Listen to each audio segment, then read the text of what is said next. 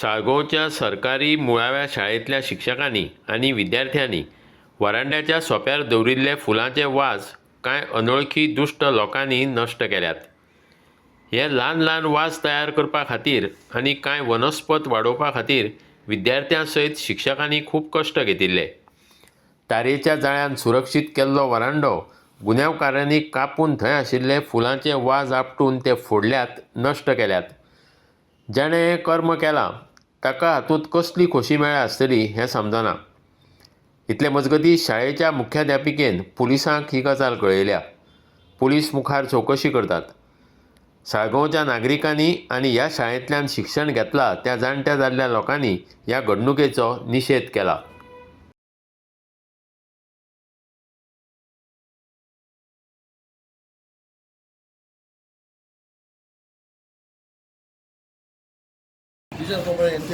आदेशाला घेऊन येतो का हे काल रात्री कोणीतरी इथं मुद्दामून हे केलं, यांचा ग्रिल वगैरे काढायचा प्रयत्न केला आहे।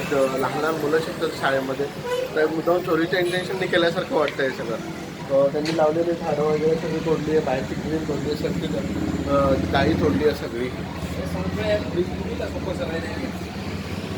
हे सगळे सकल हे असे वाघ आपले वर गवले ते सकल सगळे काढल्यात आणि हे उडिले ते वाघ हे गिरीला हे सगळे काढल्यात, हे आलेले त्यांनी कोणी किती खातीर केला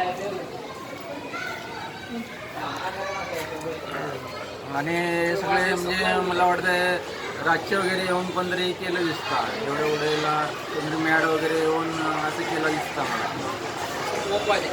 मॅड म्हणटा तू, मॅड असतलो तो कोण तो काय खबर ना करा, आता कसे कळतले?